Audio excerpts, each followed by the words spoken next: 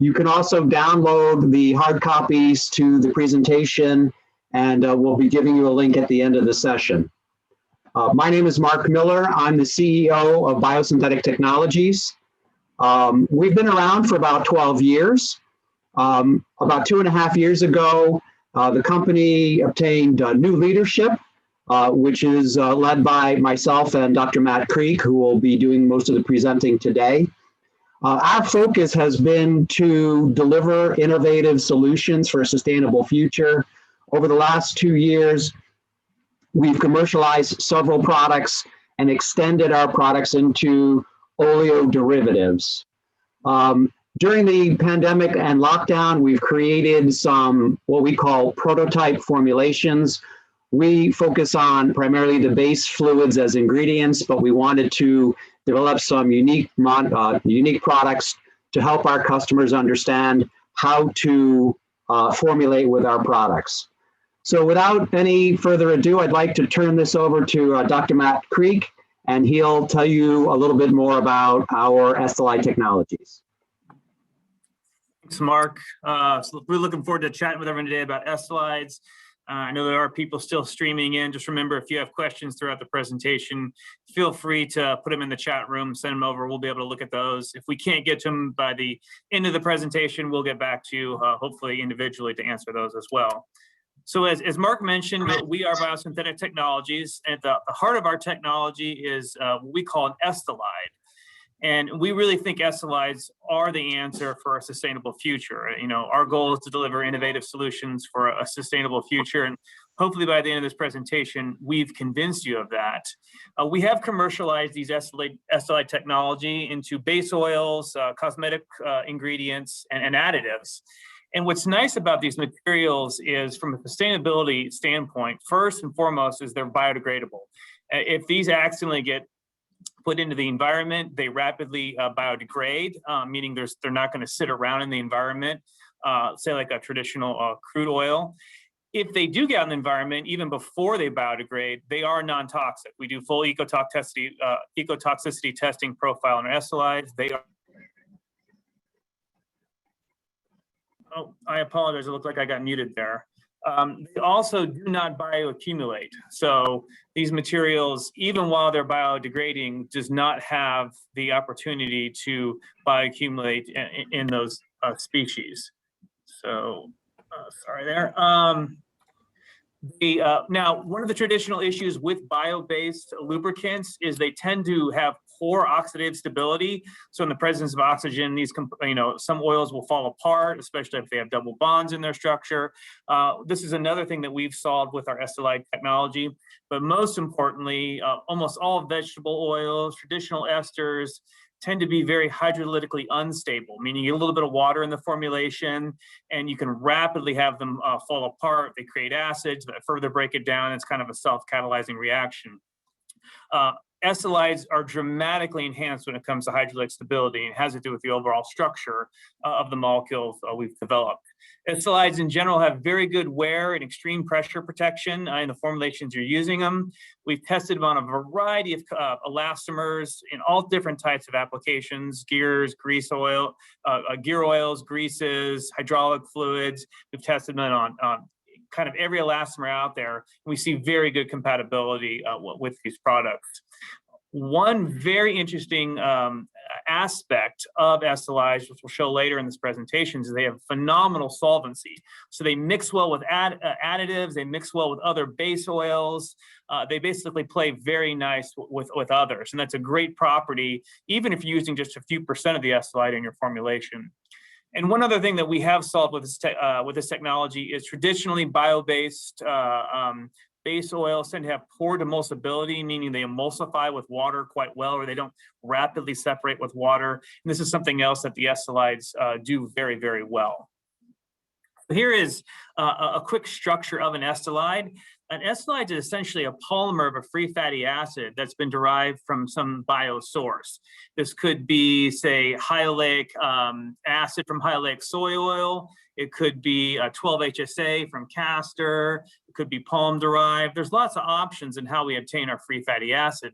all we need is some type of structure within the middle of that free fatty acid chain. So like in oleic acid, this might be a 9-10 double bond.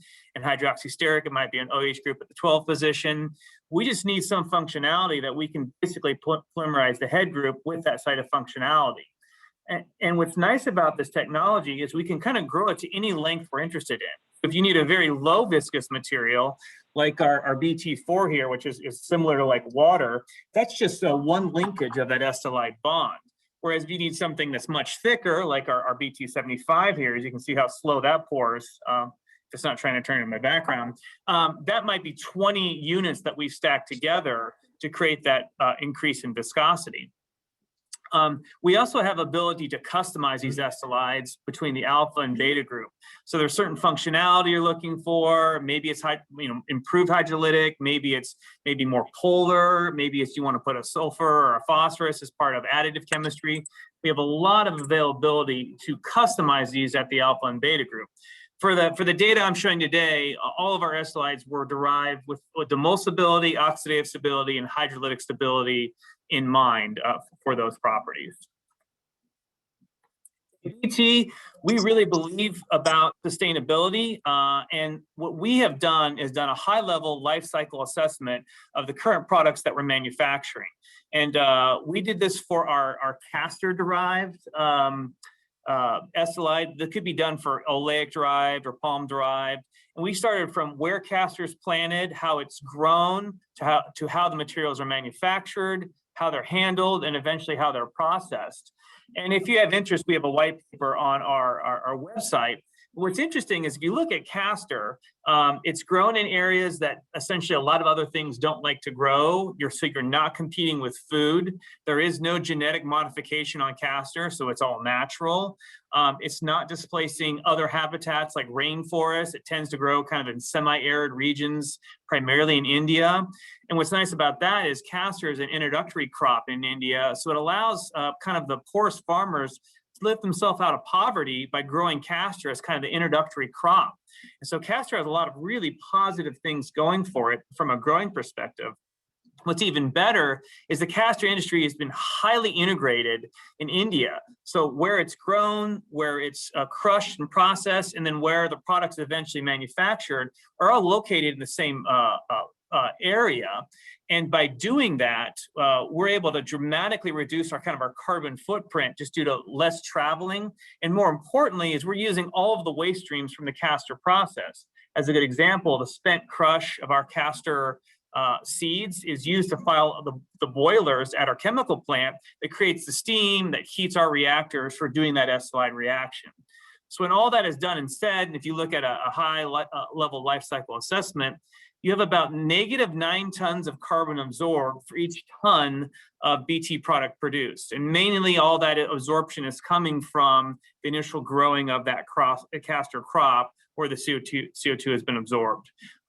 So that gives you kind of a high level of what our circular sustainability kind of looks like here at BT. We really like the castor story, but similar stories could be made for things like high oleic soy oil and others as well. So I see there's some questions about biodegradability, OCD. So yes, we're going to talk about that soon. Is we do the OCD 301B test.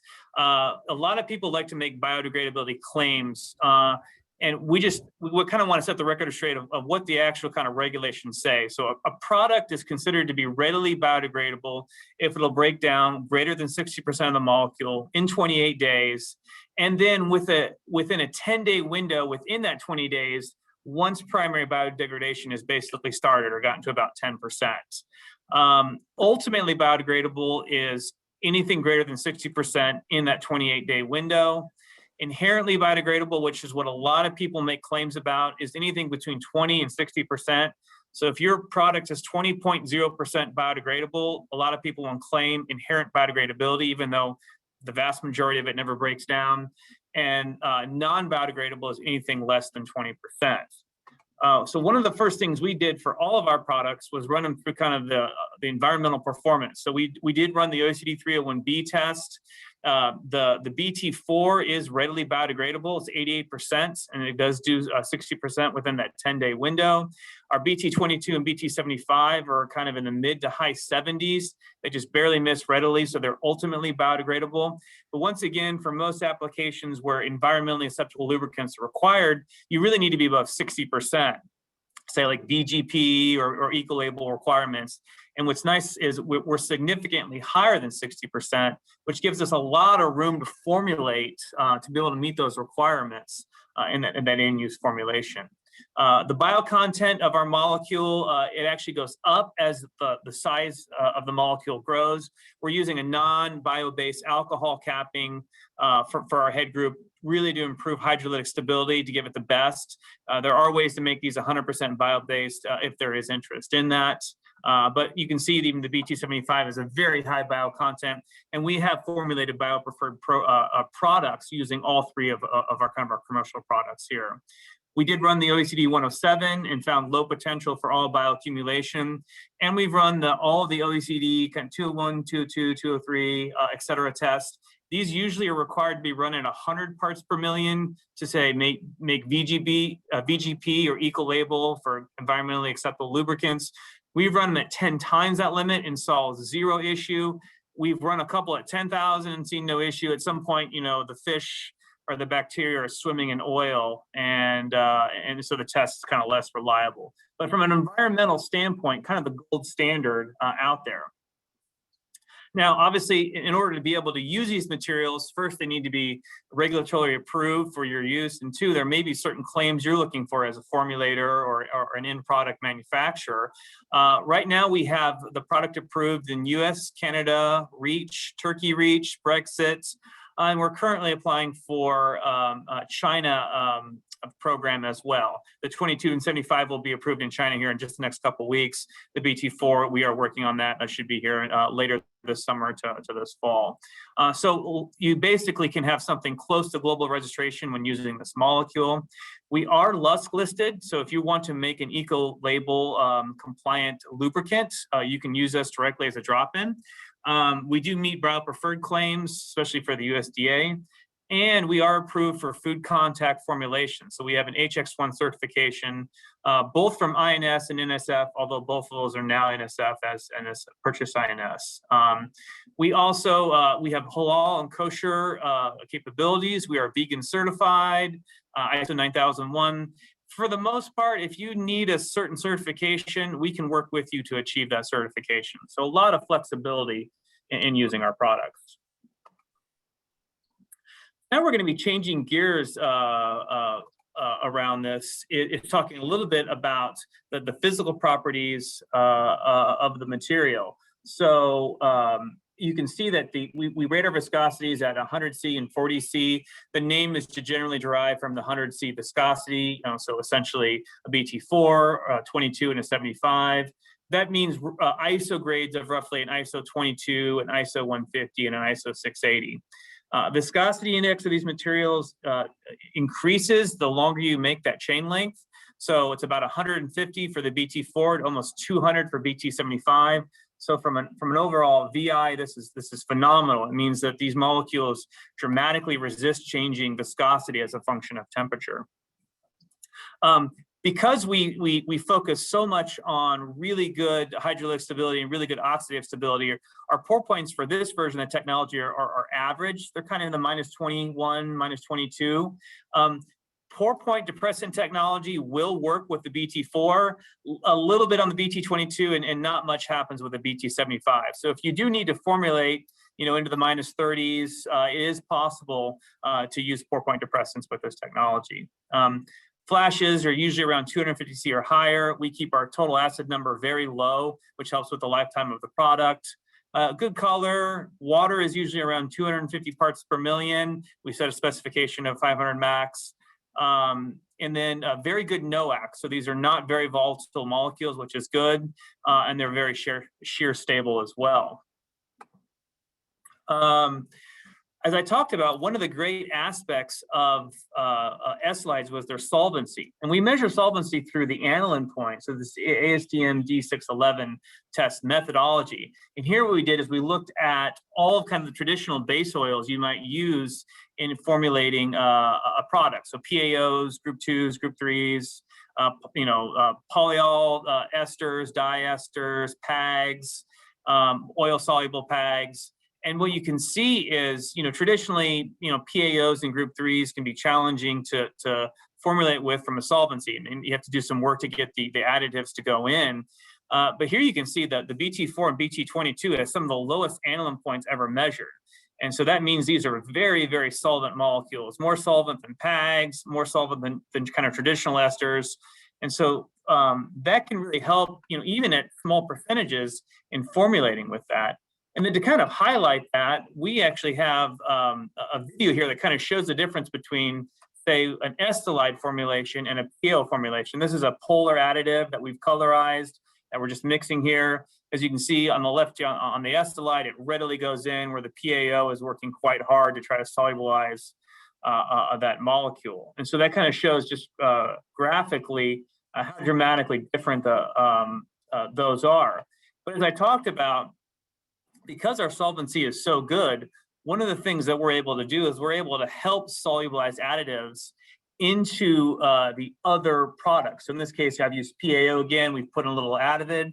Then what we do is we just add a little bit of S-slide and let it mix. You can see quite quickly the additive is going back into that PAO solution. And so if you're having trouble solubilizing additives, say into your base oil, a little bit of S-slide can help that and make that go a long way.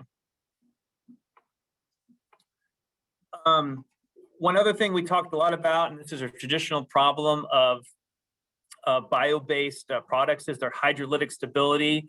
There is a standard test method for this, the ASTM D2619. This is usually run at 48 hours, although we run ours out to 144 hours just to show how stable. In this case, we ran our ISO 680 or BT75. We compared it against other similar molecular weight species, but that were normally hydrolytically stable. So PAOs, bright stocks, these materials, these tend to be very traditionally stable molecules. And as you can see, is the S-slide basically behaves like traditional high viscosity, stable petro-based materials.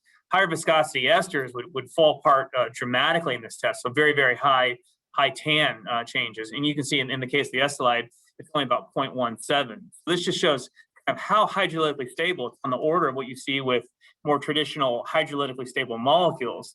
But that really wasn't enough for us. So what we have done is we have developed a test methodology where we call this the torture test for hydrolytic stability. And so what we do is we take our sample, we mix a 1% weight by water, heat it up to 180 degrees and stir it continuously. And this is to kind of simulate, a working environment, maybe in a machine or something like that, where you got some heat, you got a lot of constant stirring. And we let the study run for 8 weeks, and then we measure the change in tan over time. And what you can see here is kind of these quick risers. So you can see a change in tan of 20 in 2 weeks here. These are traditional esters. These are diesters, polyol esters, TMP oleate type molecules. And so all the different ester technologies kind of show this rapid change in tan with time. Now here on the baseline, all the way through the bottom, is kind of your traditional chemical derived synthetic. So PAOs, group 3s, PAGs, these are all very hydrolytically stable molecules. And then just above that is our S-slide technology. So you can see at week 8, we finally start to see a little bit of rise in tan.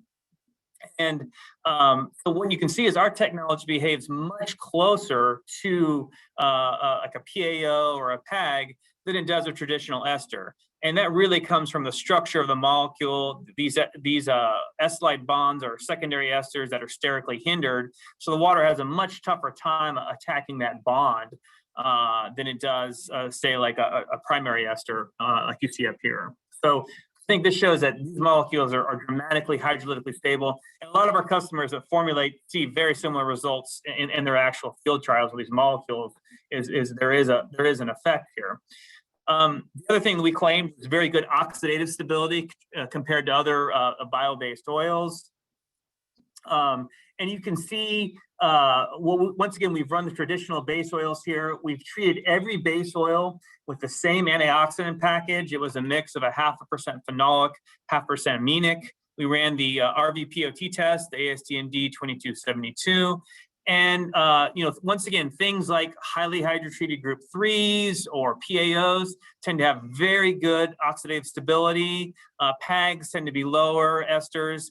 And what's interesting, once again, is all three BT products behave like what you'd see from a group 3 or a PAO with very, very good oxidative stability. That's going to mean better product life. It's going to mean better parts life for the products you're using. So this is kind of like top tier synthetic performance. So once again, the goal is hydrolytic stability, good oxidative.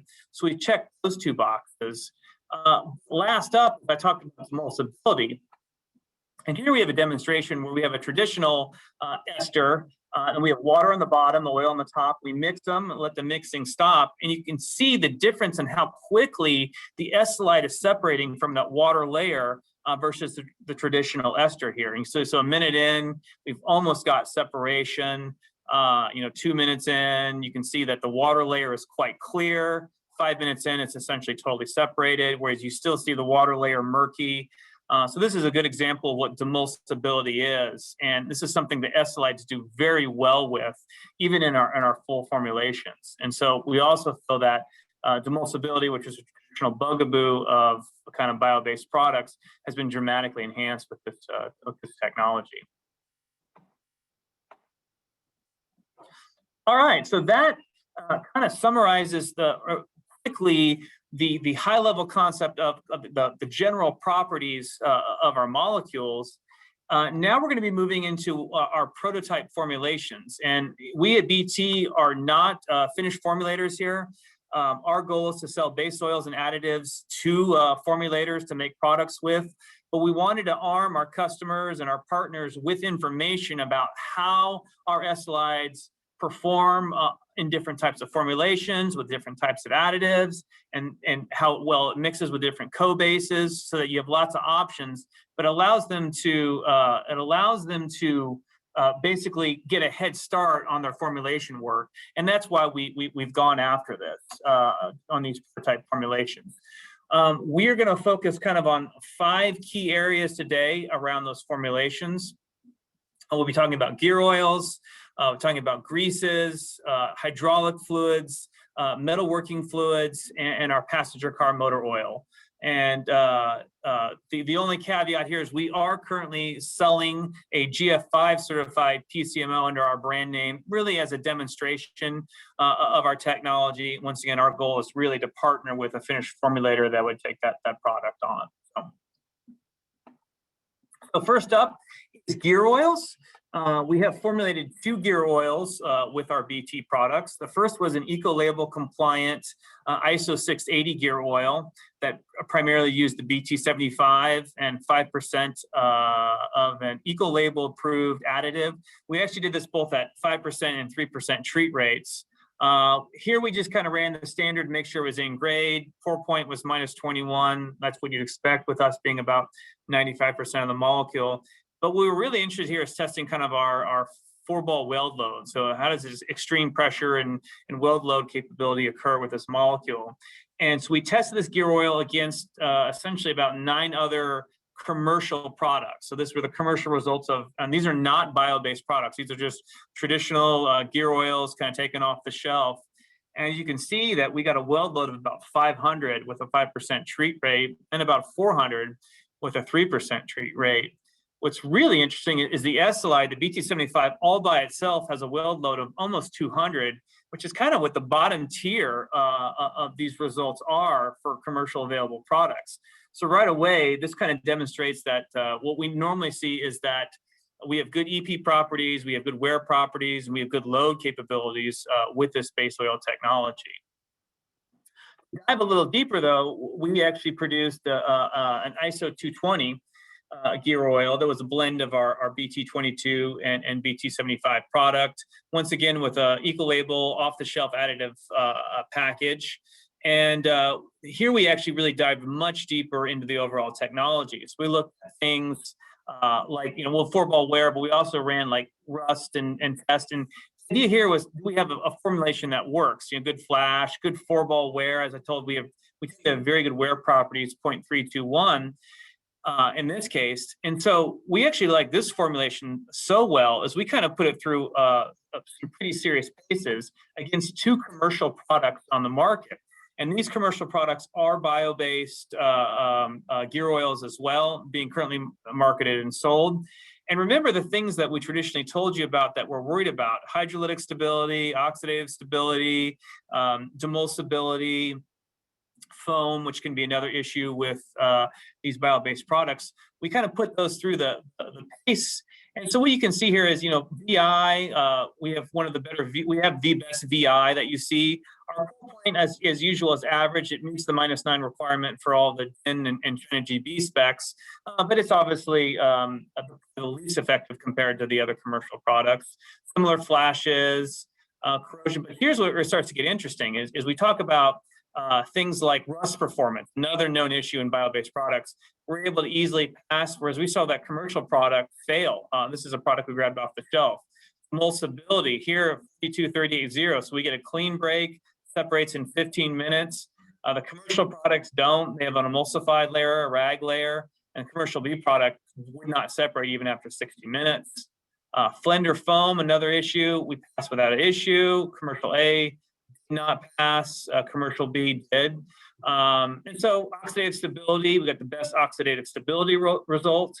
You can see is we passed kind of all the tough tests you have with bio-based products like rust, like demulsibility, like foam, but we also have very good oxidative stability and very good VI. So this is a good enhancement to a product like this. So I think what this suggests is estolides can be used to formulate eco-label or environmentally acceptable lubricants for gear oils. Some very interesting data here. And this is with 2 different additive technologies and 2 different formulations. So it seems to work with the vast majority of the materials we've tested. Oops, sorry about that. Next up is our grease formulation. And we had an outside lab, a prototype grease formulation for us. This is essentially a lithium grease that uses the BT22 at about 85%.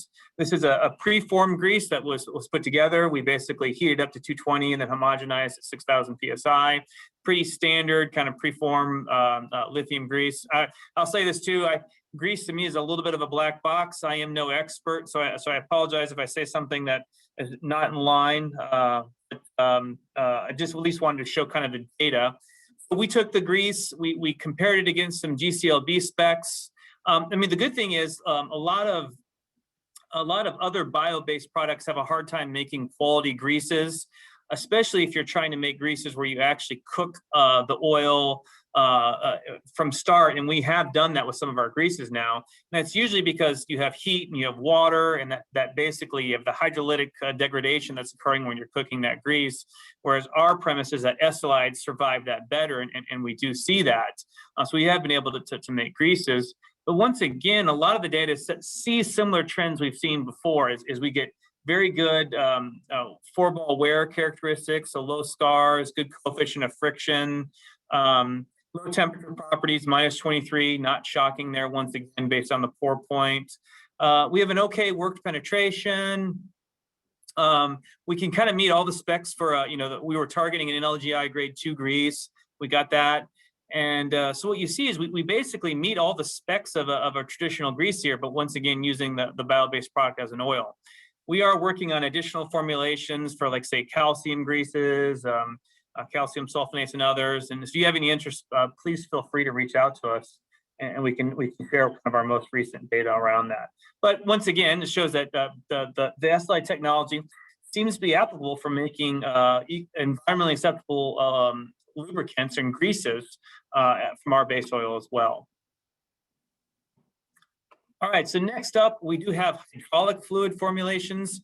And what we've really done with our hydraulic fluid test program is just to show that we play well with other base oils. So all of our hydraulic formulations are going to be co-blends with some other base. It may be PAO, it might be a group 3, it might be a veg oil. But the idea here was to show, how we play with other base oils.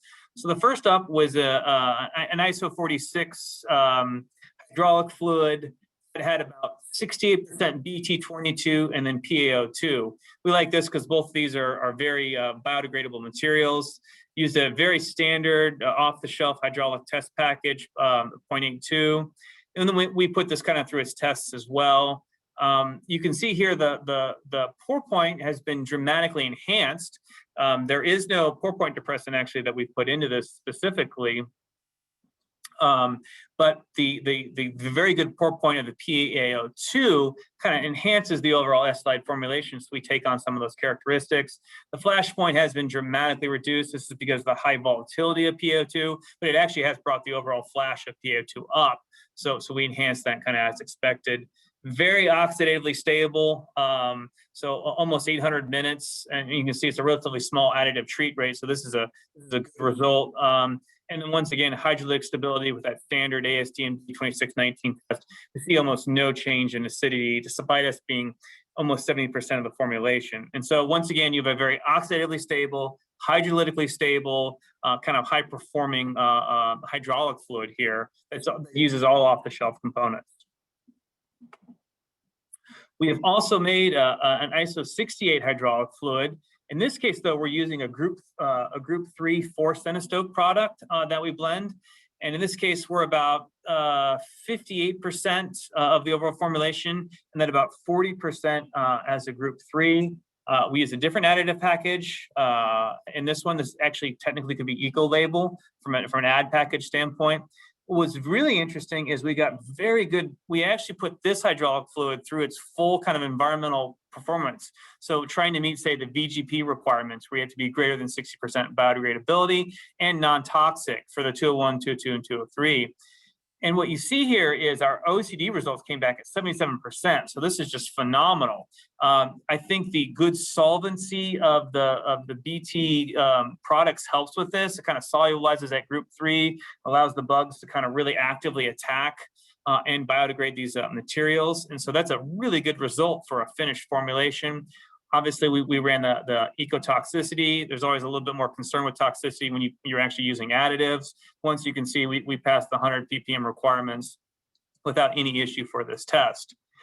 What was really interesting about this is, once again, we went and kind of looked at the test program, to test against kind of some of the known issues with bio-based products. Here you can see the pour point is a little bit better. So we've gone from a -21 to a -26. With a little bit of pour point depressant in there, we could probably easily push that to a -30 if there was interest. But you can see, once again, rust testing, both fresh and salt water, passed with no trouble. Emulsibility, 40-40-0 and 5-minute separation. I mean, that's one of the best emulsibility results I've seen in testing bio-based products. Essentially no foam test tendency on the ASTM D8992. That's really good.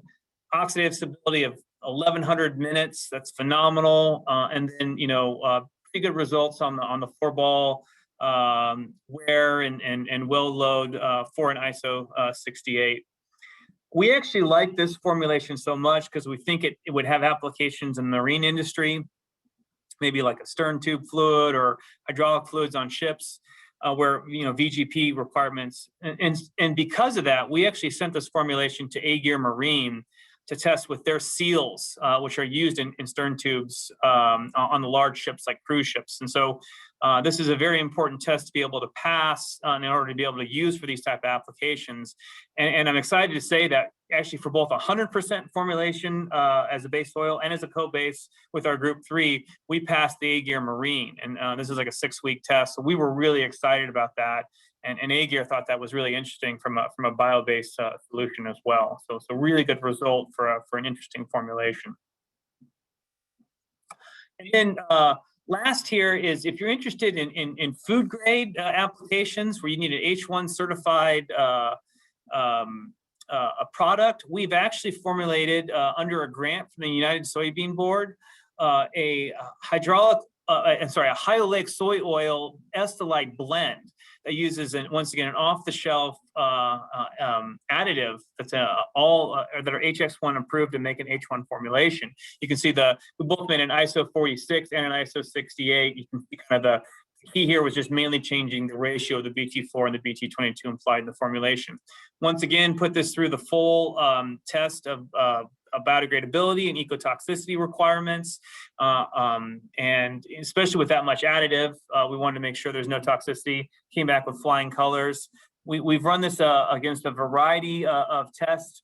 About the only issue we saw initially that we're just going to put a little bit of top speed is that rust testing for the ISO 68, but really good copper corrosion, really good demulsibility, and using such a high percentage of hydrolytic soy oil, still a relatively decent oxidative stability of almost 250 minutes. Traditional like hydrolytic soy oil or in TP oleate might only do 30 or 40 minutes on this test. And so once again, the estolite, I think, is providing a lot of advantages for this product. So if you want to use, traditional veg oils combined with hydrolytic soy oil to make an interesting product, I think this is a great example. And once again, I'd like to thank the United Soybean Board for giving us a grant to go out and study this product. I think it was some great data. Next, transitioning into metalworking, and much like grease, I'll say this is I'm not a metalworking expert. We do have a metalworking expert on staff. If you have any metalworking questions, please reach out to Jeff Mackey on our team. He knows 10 times more than myself. At best, I can maybe pretend to copy what he says. But one thing we have done with our Solubility technology is made a metalworking additive technology, which we call Biosea. And we have tested that Biosea product against traditional metalworking fluid formulations using this test at 10,000 PSI. So this is a twist compression test here. Let's say it's run at 10,000 PSI. And what you can see in, traditional metalworking fluids would be things like penterythritol esters or polyuracilonic acids, which are castor derived. And you can see, obviously, the longer you go without kind of an increase in coefficient of friction, the better the overall product. And so what you see here is our Biosea 3 product is basically almost no change even out to 40 minutes. So this is a phenomenal kind of result. This is the best they've ever seen in testing these types of products. And so if this really high performance demand is something that you're needing, the Biosea might be a great additive technology for to consider in your metalworking formulations. All right. Last but by far not least is passenger car motor oil. And we view passenger car motor oil as a very demanding application. It's an area where a lot of traditional ester technology or other biobased is really not broken into in a significant way. And mainly, once again, just because of the high demand and high difficult conditions of modern engines, PCMO can be very challenging.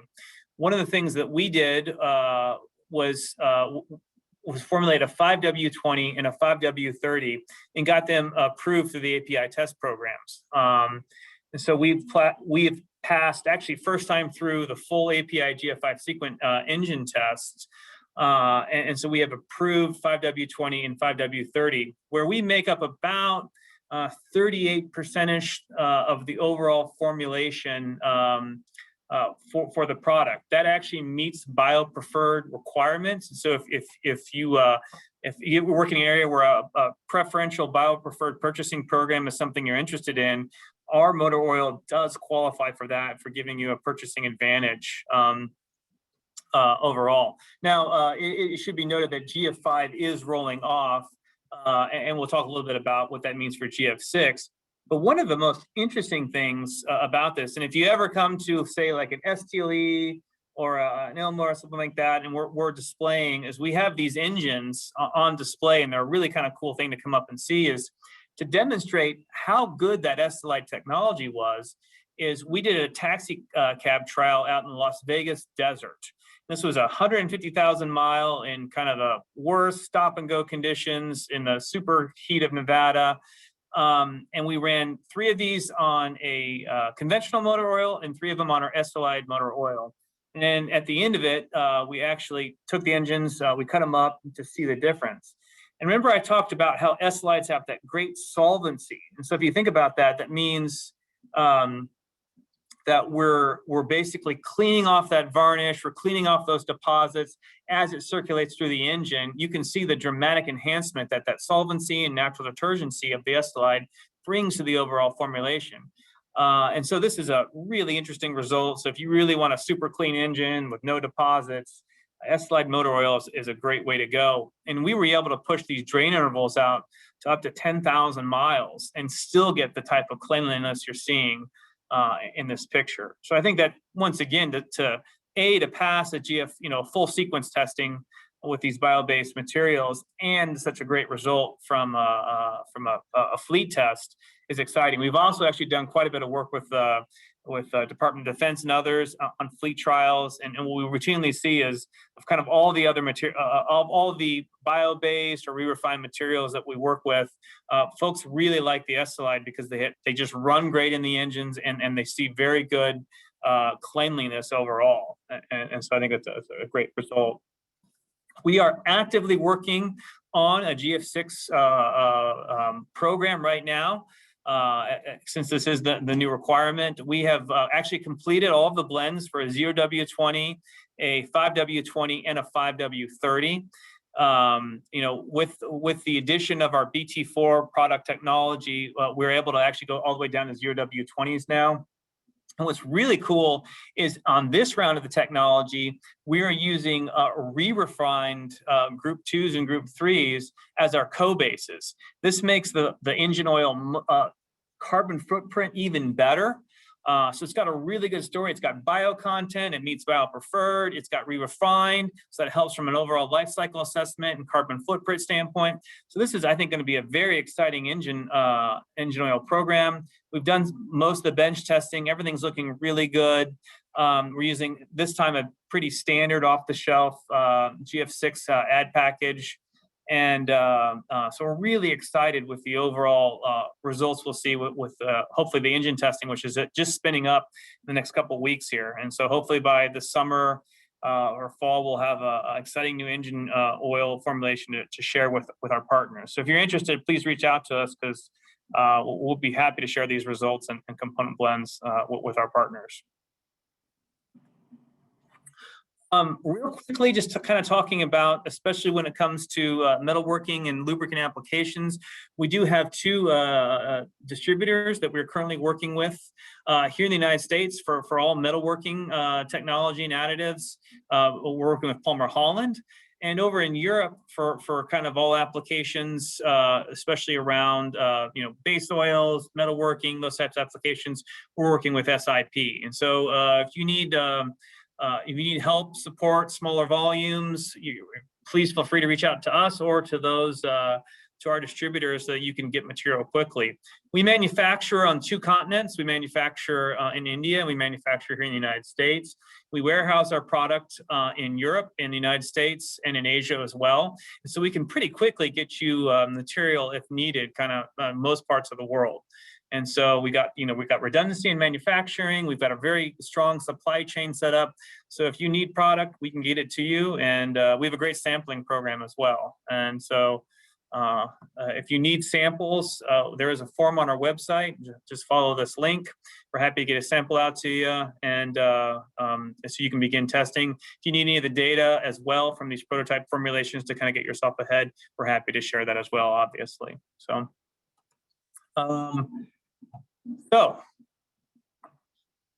this is, I believe, the form. If you have any questions or comments or things to share, please reach out on this site here, and we can get back to you. I believe we're sharing that link in the chat room as well, but I'll give everyone just a few seconds if they want to grab that or screen grab that or copy that.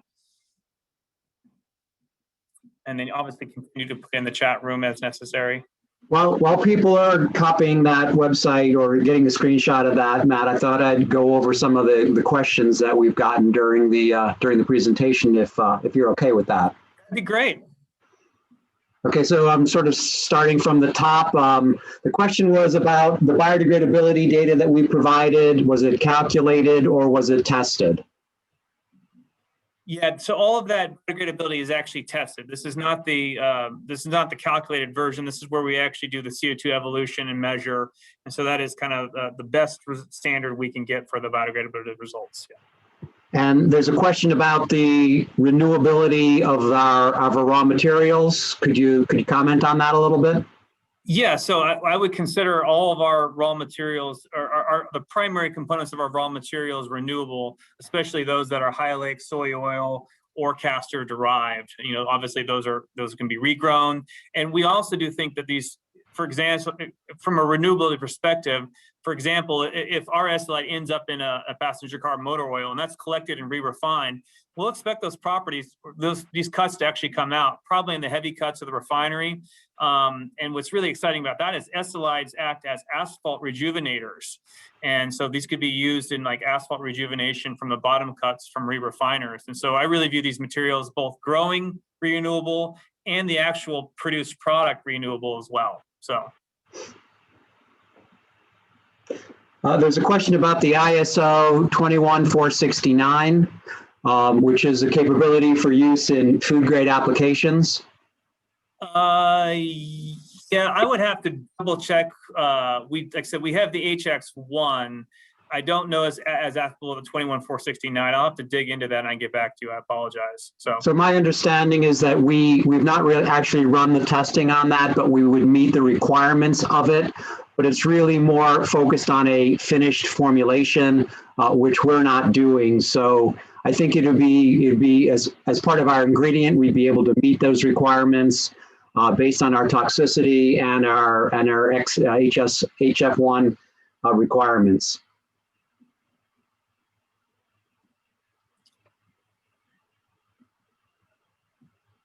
So I saw you. What kind of technology is used to foam control in these base oils?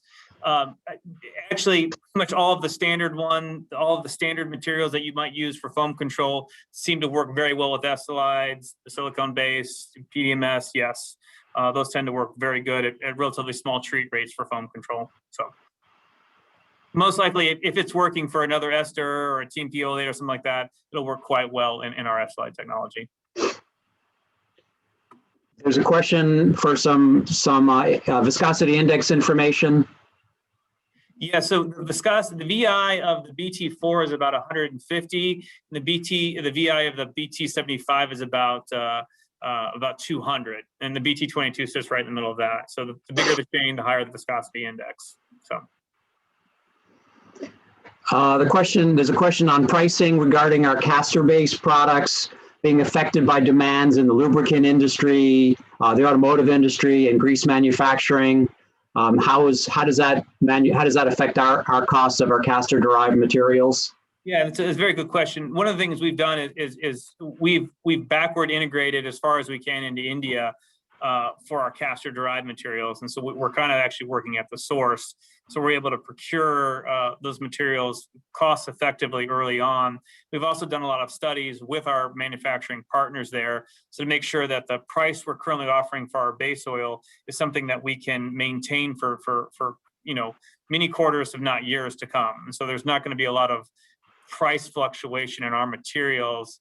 Castor goes up and down. We understand that. But for the most part, you can consider us a relatively stable price right now for buying a base oil. So, I think we may have covered that, but perhaps you can sort of shed a little bit more light about if we're improving the solubility of a PAO or Group 3 or other base stocks, are there sacrifices or compromises to some of the other properties? Yeah, and so what you tend to see is I guess it depends on the treat rate of the overall, the amount of SLI put in. A few percent of SLI to improve solubility does not tend to affect the general products of PO that dramatically. Once you start to get the blends of like 50 or so, you start to see property share. So you'll see uplift in pour point, but for the SLI, but it's kind of a decrease in overall pour point compared to the PAO. But things like oxidative stability, hydrolytic stability, emulsibility tend to remain unchanged, and solvency enhanced. So it's a little bit the only one where you tend to see a big change is really around pour point, which we see is they kind of meet in the middle, if you will. So. Sure, it's a co-blend, or we call those co-blends. There's a question about the long-term costs of these types of oils. Do we think the future could be lower? It's lower priced? Yes, I think so. We have some very interesting technology available to us as we grow, especially around doing full continuous batch processing of a variety of free fatty acids. And so eventually, as we scale, there's the possibility of driving these prices similar to other crude-based synthetics like PAOs and others. So I think that there is a cost optimization that can occur in the future at scale with some of our continuous technologies. But right now, we feel that we're actually quite competitive with the current technology against other, say, fully saturated synthetic esters, where we offer, I think, a price advantage. And there's the question about thermal properties. At what temperatures do these decompose? Yes, that's a question we've recently gotten from others. We're actually in the process of running those tests right now. I don't have the data on that yet for when they start to decompose, but that is something that, if you have an interest, we should have a result next couple of weeks here when we run these tests for decomposition. So. And I think along the same vein, there's a question about film forming testing. Yeah, I guess I don't think we've done any specific film forming testing. Something we could run. Mark, do you have anything to share on that? We really don't have that kind of data. We show some good film strength in terms of wear protection and scarring, but we have not done any of the testing in film forming. And our good friend Chuck recommends using the NLGI HPM specification rather than the GCLB, and I think I'm going to reiterate that we are just beginning our work in the biogrease area, and it's still a little bit of a black art to us, but we're diving deep into that. And the question was, did we make? Helps us at least kind of know where the right things to be comparing to. I appreciate that. So. Yeah, and there's a question on the base fluid for the grease being a 22 centistoke base oil. Yes, so that we did use our BT22 as the base fluid for that grease. So. Right, and following along a similar vein on the flow pressure testing, the DIN 51805, the FE9, the SKF R2FB data. We have not done any of that testing yet. There's a question on the shelf life of our base oils. Yeah, we've done shelf life testing, actually, especially for cosmetic applications, 3+ years. It could be quite a bit longer, to be honest. With how hydrolytically and oxidatively stable they are, we would expect very good shelf life for these materials. So, we do have some questions on the iodine number of the base oils. Yeah, I have these. I apologize. I don't remember them in my head. There are essentially no double bonds remaining in our materials. These are fully saturated. So if that helps, we may have that on our website in our tech sheets. I apologize. I don't remember the number off the top of my head. That is something that Sven and Griff and I can get back to you on. So. And then there's a question on the aniline point. Where we use an instrument with a chiller, or are we chilling the sample and then running it to the results below room temp? Those tests were sent to a third-party lab that ran that ASTM methodology. I think this is 611. So to be honest, I'm not sure which way, but we ran it the same across all of the different group 3 base, or across all the different base oils. So. And I think that wraps up the list of questions. And I think we've got a couple of seconds left. Well, and Mark, I've got a couple last second slides to share then. Debbie, our marketing person, who's just absolutely amazing, would kill me if I didn't tell you how to get in contact with us. Obviously, you're on LinkedIn because you're attending a LinkedIn presentation, so lots of great information there. We're on Twitter. We have a nice website that keeps up to date, and our blog as well. So we're constantly trying to release new information. We have a nice fun video series. If you haven't seen it, called Me and My Reactor. We've got some 45-second video shares. Just, you know, we get a quick bite at lunch. So feel free to reach out if you have any other questions. And I think with that, what I hope we've done is convinced you that BT is really trying to deliver innovations for a sustainable future. And we think our SLI technology fits into that bucket very, very well. So